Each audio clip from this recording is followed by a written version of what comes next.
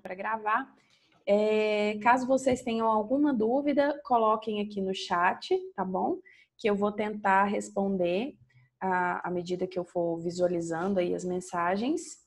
E a gente vai ficar, então, online por, no máximo, 40 minutos, ok? Depois vocês estão liberados para seguir com suas vidas de quarentena, tá bom?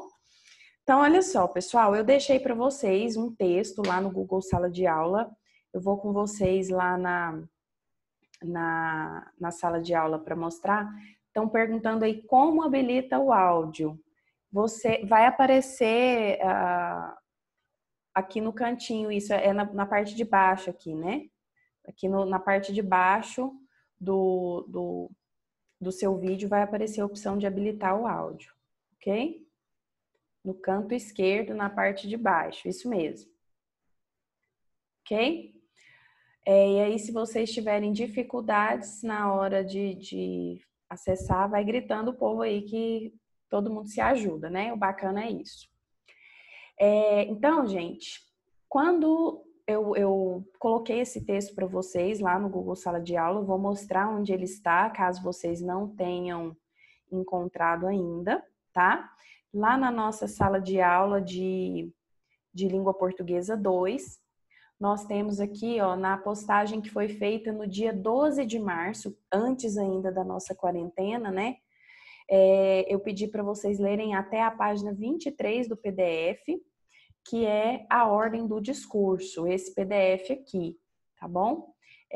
Eu vou mostrar aqui para vocês depois como fazer, né, para baixar o PDF, mas acho que todo mundo já tá tranquilo, já sabe fazer isso, né? Bom, esse texto é um dos textos iniciais, um dos textos mais importantes para entender a obra de Michel Foucault, que ele fala muito sobre o discurso. Ele tem vários livros que falam sobre a punição, a loucura, que são temas muito interessantes não só para a área da comunicação, mas também para a linguística, para o direito e para a psicologia, a psiquiatria de um modo geral. Então, esse é um dos textos mais básicos dele, e eu não sei se vocês leram, mas eu acredito que alguns de vocês podem ter achado o texto um pouco difícil. Se vocês acharam difícil, eu espero que hoje vocês percam essa sensação, né, e consigam entender esse texto com mais facilidade, porque é um texto realmente complexo, mas faz parte, né, gente? Nós estamos num curso superior. Então, vamos lá. Eu vou partir de algumas das citações que a gente tem aqui no texto. Eu vou retomar aqui, ó. Nós temos... Achei. Eu vou voltar lá para a página inicial. Eu estava revisando algumas coisas antes de falar com vocês, né? Mas esse texto eu tenho inclusive com as minhas anotações. Acho que vocês conseguiram... Tem alguém com áudio ligado aí, ó. Quem tiver com áudio ligado... Opa, pronto, resolveu o problema. A gente estava escutando as conversas das pessoas aí. Bom, aqui, chegamos no início. Esse texto tem até algumas anotações minhas, alguns sublinhados ali, que já direcionam mais ou menos a leitura, né? E facilita um pouco para vocês, ou limita a interpretação. A gente pode ver das duas formas, né? Vamos começar, então, por essa... Aqui no início mesmo, nós temos uma frase que ele diz... Esse livro, ele, na verdade, era um discurso que ele fez numa aula inaugural numa faculdade. Ele fez esse discurso e esse discurso foi transformado em livro depois, tá? Então, ele faz uma introdução e depois começa a falar sobre o tema, que é esse que a gente vai abordar hoje, a ordem do discurso. Então, ele fala o seguinte, olha: gostaria que, né, em vez de ser aquele de quem parte o discurso, eu seria antes, ao acaso de seu desenrolar, uma estreita lacuna, o ponto de seu desaparecimento possível. O que isso quer dizer? O cara foi convidado para participar, para ser professor numa escola fodástica lá, no Collège de France, e ele fala que não gostaria de ser o centro do discurso, mas que ele fosse apenas um ponto desse discurso, e que a gente consiga entender, então, o discurso como uma rede, não apenas como uma coisa direcional, um ponto só nessa grande teia, né? Então, que a gente entenda o discurso como uma rede, um enorme emaranhado de conexões, traduzindo aí para vocês, tá? E aí, ele começa falando, né? Lá embaixo, vou ver se para a gente tentar resumir, ele fala o seguinte, aqui na página 8. Suponho que em toda sociedade a produção do discurso é ao mesmo tempo controlada, selecionada, organizada e redistribuída por certo número de procedimentos que têm por função conjurar seus poderes e perigos, dominar seu acontecimento aleatório e esquivar sua pesada e temível materialidade. É isso aí que o Foucault chama de a ordem do discurso. Por isso o texto tem esse título, porque ele acredita que todo discurso segue uma ordem, uma lógica de procedimentos ali que controlam o surgimento e o funcionamento desses discursos em uma sociedade, certo? Então, aqui nós temos o primeiro grande conceito, que é a ordem do discurso, certo? E aí ele fala o seguinte: em uma sociedade como a nossa, conhecemos procedimentos de exclusão. O mais evidente, o mais familiar, também é a interdição. Então, aqui ele fala então de um primeiro tipo de procedimentos. Vou escrever aqui para vocês irem anotando se vocês quiserem. Então, o primeiro grupo de procedimentos são os procedimentos de exclusão.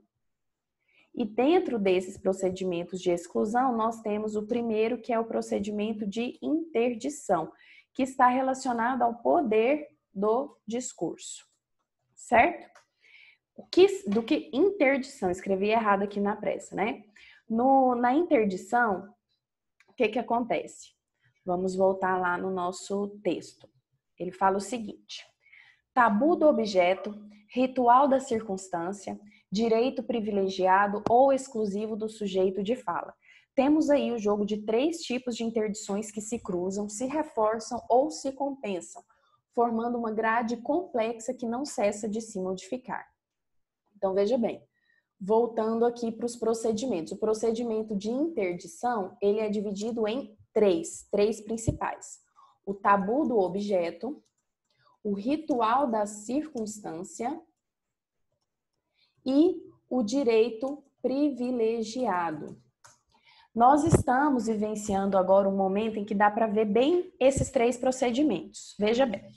Tabu do objeto. O que é esse tabu do objeto? Eu não posso falar sobre qualquer coisa, em qualquer hora, em qualquer lugar. Por exemplo, se você vai visitar uma pessoa que está doente, aí a pessoa está lá com, sei lá, com uma gripe muito forte. Aí você chega no hospital e fala: nossa, conheço alguém que morreu de gripe também. Gripe fortíssima, durou 3 dias. Quer dizer, você até pode falar desse assunto, mas não é adequado naquele determinado momento. Então, o tabu do objeto é isso. Tem coisas, tem temas que não podem ser abordados em determinadas situações. Então, a gente segura a onda e não fala desses assuntos. Então, é um procedimento de interdição. Eu sei que em determinadas circunstâncias eu não posso falar sobre certos assuntos. Depois, o ritual da circunstância, que volta aqui, que se relaciona também a esse primeiro, ao tabu do objeto. Ou seja, dependendo da circunstância, eu posso falar. Por exemplo, de uma pessoa que morreu de uma gripe fortíssima. Mas, na circunstância de uma visita a uma pessoa doente, eu evito falar desse assunto. Então, a circunstância não permite que eu fale daquele assunto, né? A gente tem aí a relação entre esses dois procedimentos, o tabu do objeto e o ritual da circunstância. E o direito privilegiado. O que é o direito privilegiado? Algumas pessoas, elas vão ter autoridade para falar sobre determinados temas em relação a outras pessoas. Por exemplo, eu posso entrevistar qualquer pessoa sobre o coronavírus, sobre o surto do coronavírus. Posso entrevistar os alunos do centro universitário aí que tiveram as aulas suspensas, os professores e tudo mais. Mas qual é o tipo de profissional que vai me dar uma resposta concreta, uma resposta confiável a respeito do coronavírus, dos seus sintomas, do tratamento, da forma de combate? Vai ser um médico, vai ser um profissional da saúde. Então, esse é o direito privilegiado. O Caiado, é verdade, o nosso governador aí, né, é médico e sabe muito bem falar sobre esse tema. Então, nós temos aí o direito privilegiado, a pessoa que sabe do que ela está falando, ela tem autoridade para falar daquele assunto, então, por causa disso, a gente costuma considerar mais o que ela está dizendo, certo? A gente considera o discurso dela mais relevante. Então, aí nós temos o terceiro e último procedimento de interdição. Depois disso, ainda dentro do primeiro grupo de procedimentos, dos procedimentos de exclusão, nós temos a separação ou rejeição. Dentro da separação ou rejeição, nós temos um tema que o Foucault aborda bastante, que é a loucura. A loucura. O que significa a loucura? Existe até um ditado popular que fala assim, que conversa de bêbado e de sananã a gente não escuta. A conversa do louco também a gente não escuta, né? Quantas vezes você escutou o seguinte argumento para encerrar uma discussão? Ah, na moral não, é louca. Ai, fulana de tal é doida, não confia no que ela fala não. Então, a gente usa o argumento da loucura para desautorizar a fala de alguém. Inclusive, é uma discussão, né, do feminismo aí, né? A gente bate muito nessa tecla de que o homem, quando quer desautorizar uma mulher, ele sempre diz que ela é louca, né? A minha ex era louca, a mãe do meu filho é louca. Então, será que ela é louca mesmo ou eu estou usando essa palavra loucura só para dizer que o que ela falou não tem validade? Então, voltando aqui no texto, só para vocês verem, né, onde está a citação dele aqui, o Danilo comentou aí que Foucault realmente aborda, ele está presente, ele transita por todas as áreas de uma forma muito, muito forte, né? Aqui, ó, quando ele fala de separação e rejeição, olha só. Era através de suas palavras que se reconhecia a loucura do outro. Elas eram o lugar onde se exercia a separação, mas não eram nunca recolhidas nem escutadas, jamais. Qual que é a primeira coisa que um juiz, por exemplo, faz, ou um advogado faz, aliás, na hora de defender um assassino cruel? Provar insanidade mental. Por que a gente prova insanidade mental? Tenta provar insanidade mental? Porque a pessoa louca, ela não é responsável pelos seus atos, ela não tem noção do que ela está fazendo.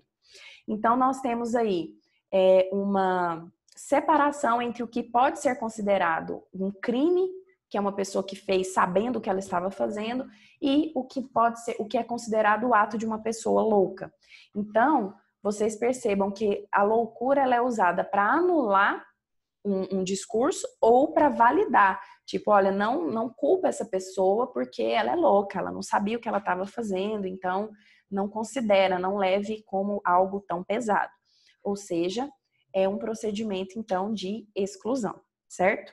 E aí, nós temos mais um procedimento que é a verdadeiro ou falso, a separação entre verdadeiro ou falso. Vou abaixar aqui para vocês encontrarem. Aqui. A separação entre verdadeiro e falso não é arbitrária, nem modificável, nem institucional, nem violenta. Mas se nos situamos em outra escala, se levantamos a questão de saber qual é constantemente, através dos nossos discursos, essa vontade de verdade que atravessou tantos séculos, ou qual é, em sua forma muito geral, o tipo de separação que rege a nossa vontade de saber, então é talvez algo como um sistema de exclusão. Aí vocês falaram, poxa, professora, sei nada, não entendi nada que você está falando, né? Falou grego agora para mim. Calma, vamos explicar. A vontade de verdade vou escrever aqui então o terceiro tipo, né, que ele fala, a vontade de verdade, que é o terceiro tipo aí o terceiro procedimento de exclusão que ele coloca aí. Tainara, você disse que vai trabalhar, beleza, depois você assiste o restante da aula que vai ficar gravado, tá bom? É o seguinte, os procedimentos, a vontade de verdade, ela muda conforme o tempo. Hoje, nós vivemos num mundo em que acredita, por exemplo, até acho que comentei isso com vocês em aula, que comer ovo não faz mal. A gente sabe que, pelos estudos científicos aí, que comer ovo em grande quantidade não faz mal. Mas, há alguns anos, a gente só podia comer 2 ovos por dia. E tinha que ser ovo cozido, não podia ser ovo frito, não podia, tinha, né, o jeito certinho de comer ovo. Ou seja, o que era verdade há alguns anos, hoje não é mais verdade. Mas por que não é mais verdade? Porque as pessoas continuam evoluindo, continuam estudando, continuam pesquisando e vão mudando o conceito do que é verdadeiro e do que é falso ao longo dos anos. Então, a gente precisa considerar que essa vontade de verdade é justamente o que nos faz procurar novos conhecimentos e vai mudando o que é verdadeiro em determinadas épocas. Certo, pessoal? Até aqui, vocês têm alguma dúvida? Eu vou tentar resumir para vocês, então. Nós temos aqui o primeiro grupo de procedimentos. Primeiro grupo de procedimentos são os procedimentos de exclusão. Nele, nós temos a interdição, que está dividida entre o tabu do objeto, o ritual da circunstância e o direito privilegiado. Depois nós temos a separação ou rejeição, que se dá lá pela palavra do louco. E depois nós temos a vontade de verdade, a divisão entre o que é verdadeiro ou falso, tá bom? Todos esses procedimentos são procedimentos de exclusão. Oxe, tá difícil de digitar aqui. Que são exteriores ao discurso, que relacionam, então, o poder e o desejo. Essa relação entre poder e desejo é muito interessante. Olha, eu estava pensando que eu estava digitando para todo mundo, eu estava digitando só para Tainara. Vou copiar tudo de novo, tudo aqui para mandar para todo mundo agora, que senão vocês ficam sem essas anotações depois, né? Só para esclarecer para vocês, por que o discurso é, então, objeto de poder e desejo? Porque nós, além da gente querer falar, a gente quer ser ouvido, quer que nosso discurso seja considerado como válido. Por que nós temos contas no Instagram, no Facebook, no YouTube e lá vai? Por que a gente quer mais seguidores, mais likes? É porque a gente quer ser validado. A gente quer que as pessoas acreditem na nossa palavra. Ou seja, o discurso, o poder de fala, ele é considerado uma autoridade, um poder. A gente precisa ser autoridade, a gente precisa criar essa autoridade no nosso meio aí profissional, no nosso meio de convívio, nas nossas redes sociais, por exemplo, né? Então, eu vou voltar aqui para o nosso texto para a gente passar para os próximos procedimentos, que são os procedimentos internos do discurso, que ele chama de rarefação, ok?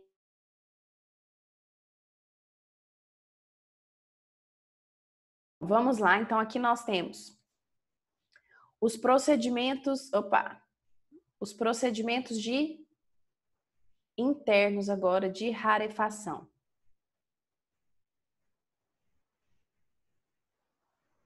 Aqui, chegamos na página 21. Ele fala, né, que os procedimentos que ele falou até agora eram procedimentos externos, são sistemas de exclusão. Agora nós vamos falar sobre os procedimentos internos. Por quê? São procedimentos que atuam dentro do próprio discurso. E aí o primeiro desses procedimentos é o comentário, certo?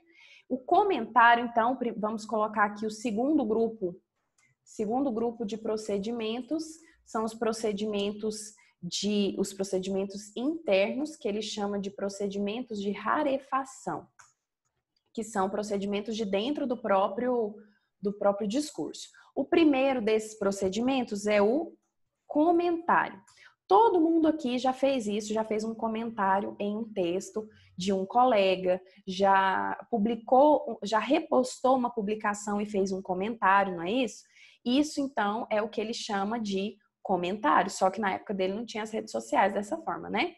Ele fala o seguinte, que nas sociedades, né, existe uma espécie de desnivelamento entre os discursos.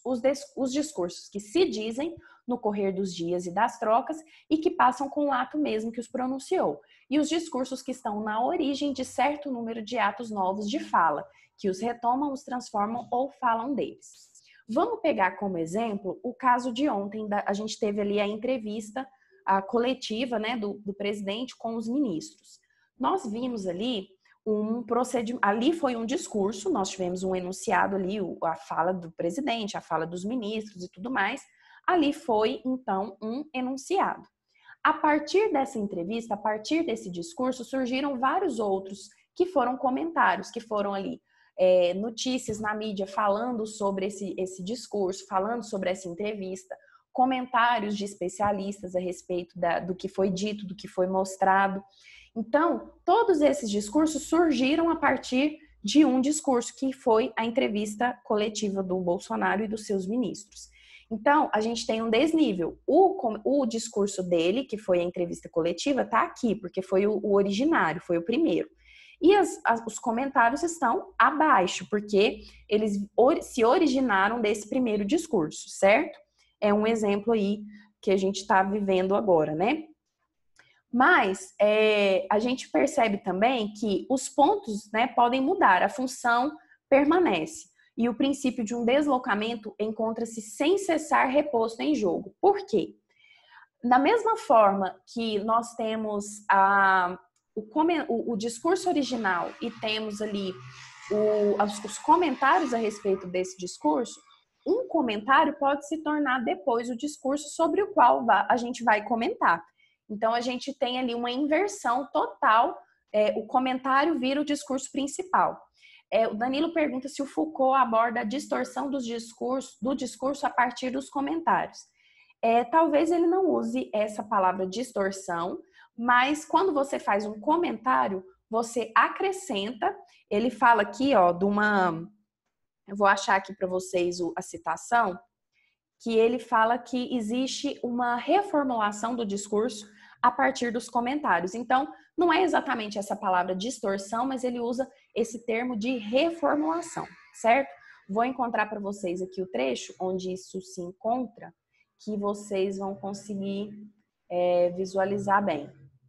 Olha só, ele fala o seguinte, o comentário, ele permite papéis solidários. Por um lado, ele permite construir indefinidamente novos discursos, que é isso que o Danilo pontuou aí, da distorção, né? Então, a partir de um discurso, o discurso do presidente, por exemplo, eu posso construir vários discursos, comentários a respeito desse primeiro, que podem mudar o que foi dito de alguma maneira, né? São novos discursos a respeito daquele primeiro. Mas, por outro lado, o comentário, ela só repete o que já foi dito, né? Então, ao mesmo tempo que eu tenho aí uma possibilidade de comentar sobre o discurso de maneira diferente, eu tenho também uma limitação, porque eu tenho uma linha ali até onde eu posso chegar, né? E aí a gente tem o outro princípio aí que ele fala, outro princípio interno, outro princípio de rarefação, que é o do autor.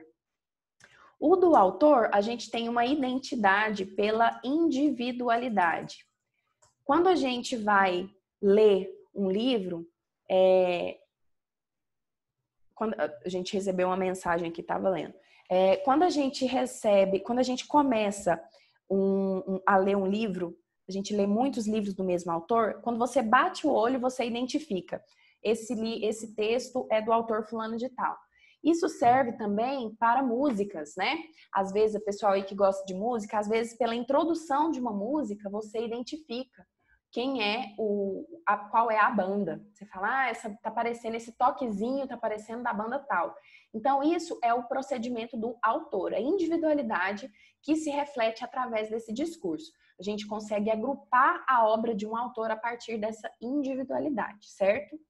E O último procedimento de o procedimento interno que a gente tem é o procedimento das disciplinas. Vamos encontrar aqui para vocês em que página está.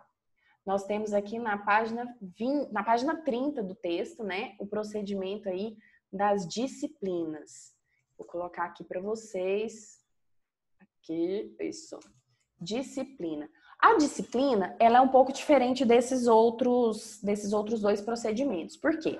Quando eu vou escrever um texto e eu quero que esse texto pertença ao jornalismo, eu vou ter uma série de critérios, uma série de conceitos que precisam fazer parte daquele determinado texto. Então, a disciplina, ela determina o que é necessário para que um determinado texto seja considerado daquela área. Então, a gente tem ali conceitos, metodologias, definições que são próprias a uma disciplina ou a uma área de conhecimento. Ela determina isso, certo?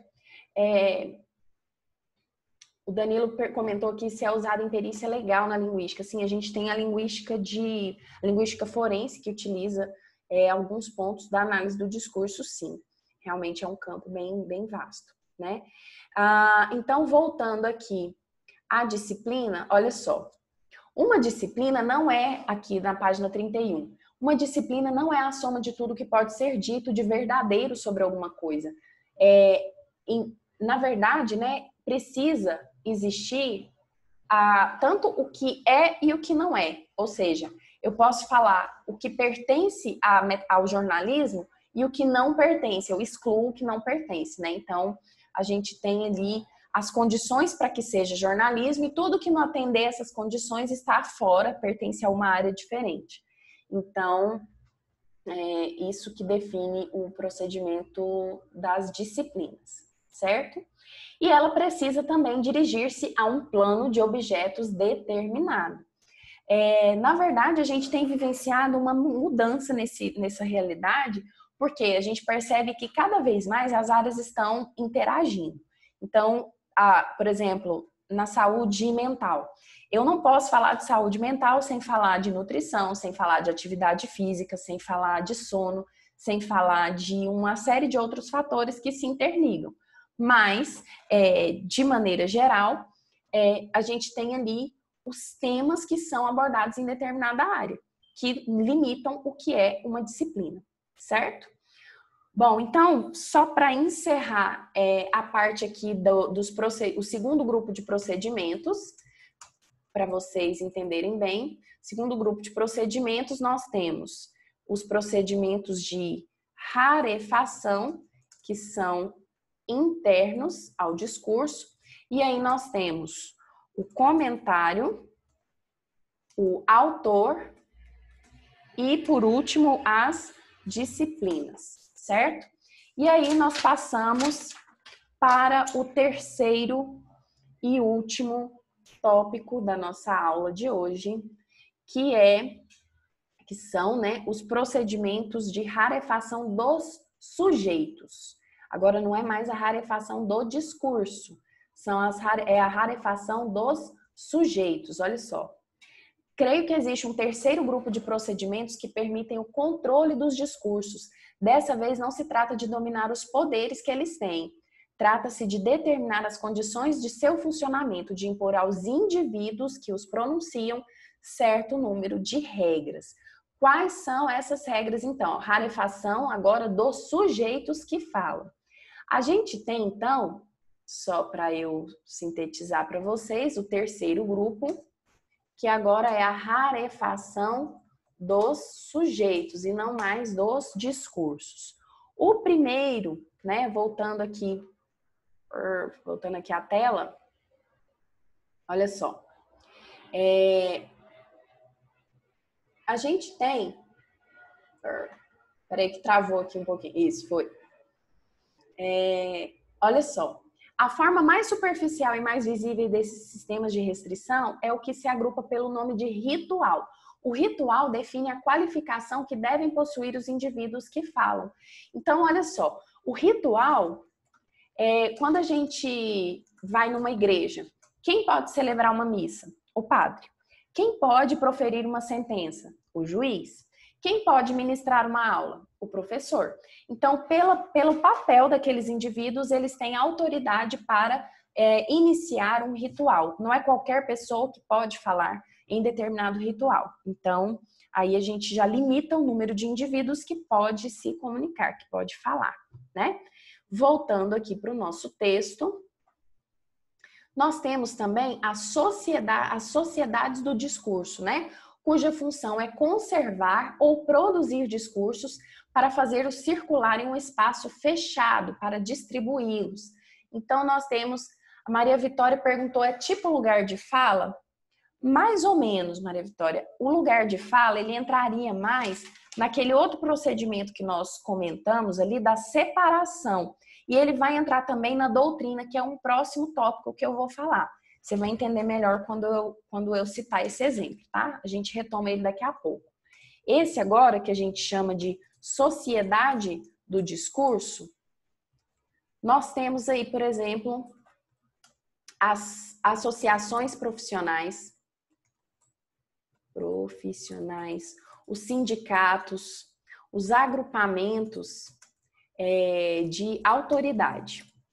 As escolas também, elas entram ali. Então, como eu estava falando dos médicos, né, com relação ao coronavírus, a gente acredita no que eles dizem porque eles pertencem a uma sociedade do discurso, a sociedade médica. Então, eles pertencem a um grupo ali que produz os seus próprios discursos e que divulga esses estudos ali naquele meio deles e que, dependendo da situação, vai divulgar esses discursos, esses enunciados para o meio externo de uma forma diferente. Entre eles vão falar de uma forma e fora eles falam de outra forma. E aí a gente entra no terceiro, que é o que a Maria Vitória perguntou, que a gente chama de doutrina. Nós temos aí, vou colocar até o exemplo aqui do que você colocou, Maria Vitória, o lugar de fala, tá? A gente tem aí, por exemplo, feminismo, o racismo, e entre a homofobia. Quem pode falar sobre essas coisas, né? E a doutrina, ela é o seguinte: se eu sou feminista, a gente estava comentando isso na aula esses dias, né? Sobre o chamar de negro. Se a pessoa é negra e chama outro negro de nego, né? Não é considerado racismo. Agora, se uma pessoa não negra chama um negro de nego de forma pejorativa, é considerado racismo. Por quê? Porque a pessoa não pertence àquele grupo que é contrário ao racismo, aquele grupo que defende a igualdade entre, né, todos os povos, enfim, todas as pessoas. E aí a gente tem, quer dizer, uma pessoa que está dentro daquela doutrina, ela acredita, ela defende determinados ideais e automaticamente ela exclui outros ideais. Um exemplo que a gente também já comentou em sala: o feminismo. A pessoa diz, não sou feminista. Beleza, não sou feminista. Mas a pessoa que não é feminista, ela está querendo dizer o quê? Que ela não concorda com o que o feminismo diz ou que ela não pratica o que o feminismo diz.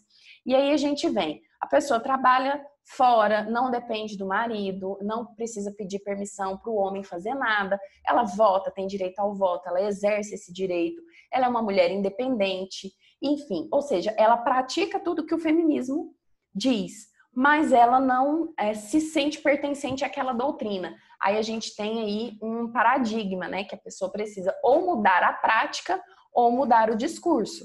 Mas outro exemplo é quando a gente fala assim: eu sou cristão, eu acredito em Jesus Cristo, né?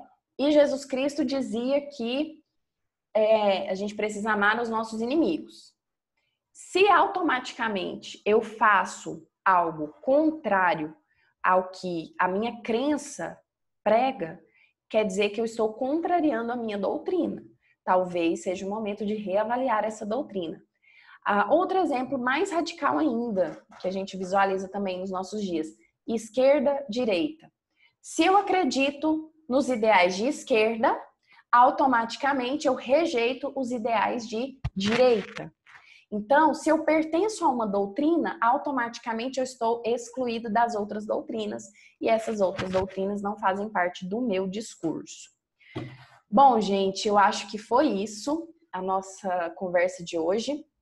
Quero saber se vocês têm alguma dúvida. A Letícia perguntou, dentro da doutrina tem a sociedade do discurso ou são coisas completamente diferentes? Letícia, não são coisas completamente diferentes, na verdade são coisas complementares, certo? Dentro da sociedade do discurso, a gente pode ter uma ou mais de uma doutrina. A doutrina é um modo de pensar, um modo de reger ali os pensamentos de um grupo ou de uma pessoa, né? E a sociedade do discurso é o grupo de pessoas institucionalizado ali, que a gente tem, no caso, a escola, sociedades profissionais e assim por diante. Dentro de uma mesma sociedade do discurso, a gente pode ter um embate entre várias doutrinas, também nada impede. Alguma dúvida, pessoal? Vou esperar aí que vocês me mandem. Sim, dúvidas, Luciano? Fale.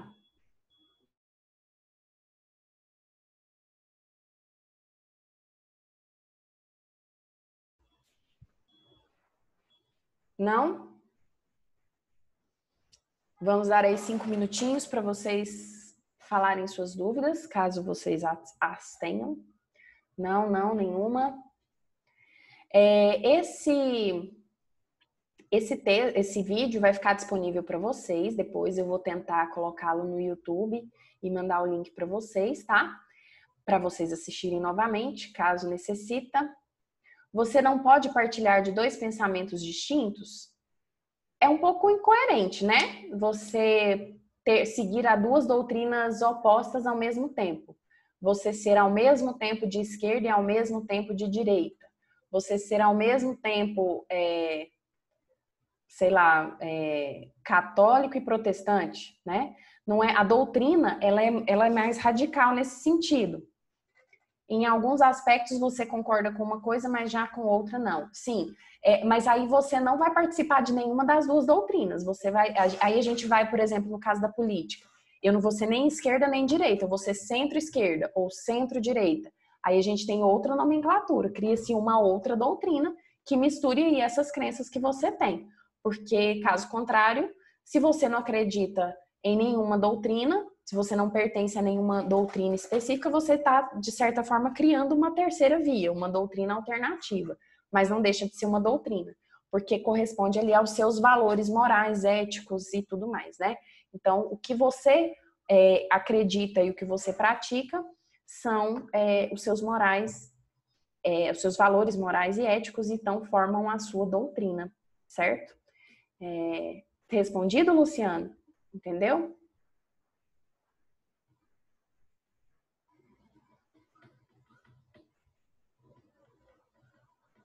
Alguma dúvida? Sim, ok. Então, pessoal, eu gostaria de dizer a vocês que foi um prazer estar hoje aqui com vocês, aqui na minha sala de estudos.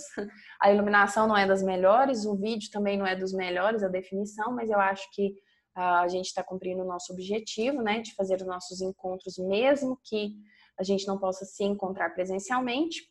Caso vocês tenham alguma dúvida aí no decorrer da leitura, né, vocês me procurem, me mandem um zap, ou um zap não, né, uma mensagem lá no Google Sala de Aula e a gente vai se falando por aqui. Eu vou disponibilizar no YouTube, depois eu coloco o link para vocês lá no nosso Google Sala de Aula, tá bom, Natália? E, por favor, não deixem de estudar, tá bom? Eu vou colocar na plataforma uma atividade sobre esse texto. Então, quem não tiver lido, leia, tá bom? É importante ler, porque talvez vocês entendam de uma forma diferente. E beijos, estou aqui para o que precisarem. Até a próxima e boa quarentena. Fiquem quietinhos dentro de casa, tá bom? Não desobedeçam. Beijos.